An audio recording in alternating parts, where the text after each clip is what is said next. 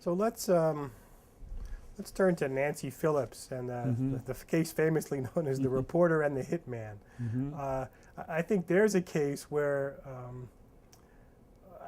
my students don't seem terribly sympathetic to the idea that keeping a promise to a source who is a murderer seems all that compelling, and that this is a potentially dangerous person, and that therefore she should have gone to the cops as soon as he confessed to her. Could you provide some of the background on that case and then talk about what the issues are? Well, Nancy Phillips, who is a very good reporter, was following the case of the bludgeoning death of a rabbi's wife in Cherry Hill. That she, like police, suspected that the rabbi may have arranged the murder of his wife, but like the police, she did not have proof of it. But for 5 years, she followed this story, and one of the people she pursued was Lynn Jenoff, who, after she had interviewed him many times, told her off the record that he and another man had committed the crime, and that they were acting at the behest of the rabbi who had paid them to do it. She just did not report it immediately to authorities. For 4.5 months, she kept this to herself. She also told her editors, which was part of our policy at the Inquirer, that she would inform the editors about off-the-record conversations that might be pertinent, and this certainly was. But in consultation with her editors, they concurred with her feeling that A, it was off the record, and B, is that Jenoff had already been shown to be a notorious habitual liar. That if she reported to police, and he then, of course, would probably deny it, and maybe police would not do anything, then she would be in jeopardy for retribution from him.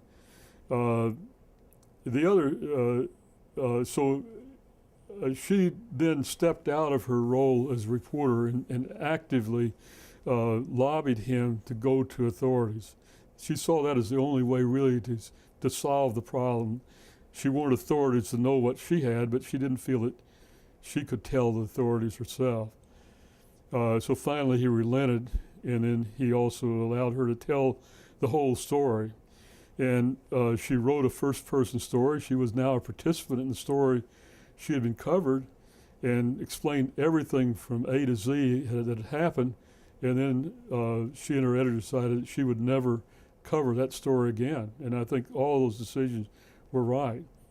But a lot of people feel, though, that as you mentioned, that she should have told authorities immediately. And I think that there's the dangers that I saw in that, quite aside from the fact that we want people to continue telling us things that they may or may not want to tell the police, that we are not an arm of police. We're not opposed to what police do, but we don't think it's our job to do their work for them, and that we should report on them independently. And part of that is being seen by everyone as our own people are acting independently. And I think the public is much better off because we're able to gather information like that. But it does present a situation like that. I think that there would have been an exception if he said, I'm going to kill the rabbi or somebody. But now we have a situation where a crime is about to be committed and she has information, and I think you got to go to the police then. And I have not asked Nancy about that. I feel confident that she would agree. And I would also refer to that in legally recognized confidential relationships, like a priest or a doctor, that they would be obliged to try to head off a crime that is likely to occur, as opposed to one that's already occurred, which applied in this case.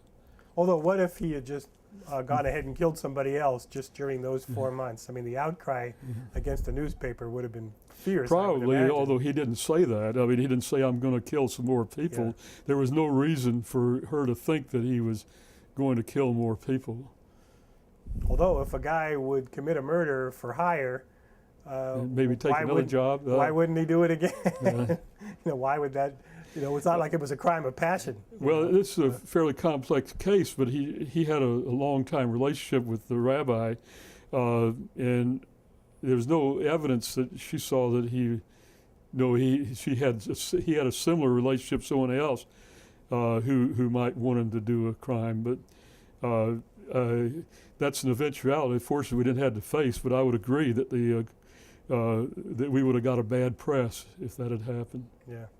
What about the Richard Jewell case? I mean, that's one where I think the lesson my students get from this, and I'm not sure it's the correct one, is that we should just not name people as suspects until they've been arrested, because you damage their reputations, and for all you know, as was the case with Richard Jewell, I mean, they're totally innocent of the crime. Could you provide some background on that case and the issues surrounding Okay, in it? 1996 at the Summer Olympics, which were in Atlanta, there was a crowd at a party in a park. Richard Jewell was a private security guard stationed at the park.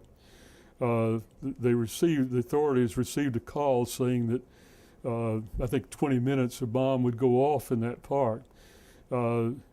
Richard Jewell is actually, I understand, on tape helping to move people away from that. He spotted and pointed out a satchel to the Georgia Bureau of Investigation people. The bomb did go off, and one person was killed, and over 100 were injured in one degree or another. A couple of days later, numerous police sources told the police reporter for the Atlanta Journal-Constitution that Richard was now a suspect. And the first one who told her said, "You can't use it," but the reporter wisely said, "But if I get it corroborated from other sources, then I'm free to use it, right?" And he said, "Yes." Okay. Well, later on, it was estimated by the FBI that about 500 law enforcement people in Atlanta knew about Richard Jewell being looked at. So it was not surprising that she got 2 or 3 other people confirming it. And so they decided to do a story. And ultimately they did a story 2 days later that said that Jewell, quote, hero guard, quote, is now a suspect. I admire the coverage of the Olympics by the Atlanta Journal-Constitution, and also the years running up to. They did a tremendous job, but they were under great pressure not to be scooped. And I think that they ran this maybe a day too early, but I don't disagree with their using it before Jewell was charged. He was never charged and ultimately cleared, and a bomber later was confessed to having done it and is now serving a life sentence. So Jewell, but he went through 3 months of hell because people thought that he did it. And of course, even after he was cleared by the FBI that fall, a lot of people still believed he did it.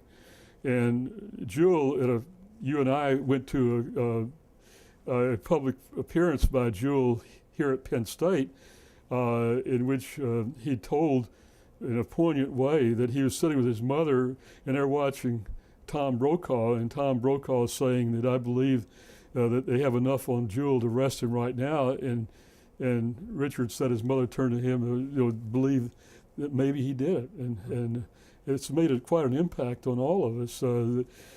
But to consider whether we should ever run a story about a suspect who is not named, I think it's something you had to be very, very careful about. First thought ought to be you're harming this person if indeed the person is not guilty, as Jewell was not. And second is that and now we get into area of law, is it could be libelous. So you want to protect yourself, and you certainly ought to protect innocent people. But there are going to be rare occasions where there's a high-profile case and where it is quite evident that someone is a suspect, and that you would only be putting your head in the sand if you said that you pretend that the person has not been identified. Right, like O.J. Simpson, for example. Yeah, so the next day, the FBI with a search warrant searches his home, and that's a public spectacle. And I think that you would have a story then no matter what.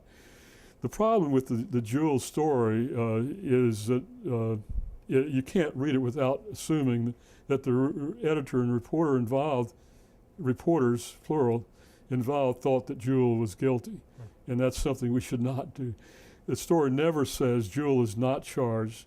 The story never says that police have not produced any physical evidence to link him to the crime. There are innumerable other passages in the story that reveal a bias in saying that the police have now got the right man. They say that Jewel is a former deputy sheriff at such a county in Georgia, where he had bomb training. And I tell my students, well, he probably also had first aid training. Why they don't mention that? Well, the answer is they want to connect the dots. And say these are good journalists, but they, in my view, and I'm from a standpoint of retrospect, I would say they made a number of mistakes in that story. So the problem, in my opinion, was not naming Jewel, perhaps naming the day before they should, but certainly in not being careful to point out the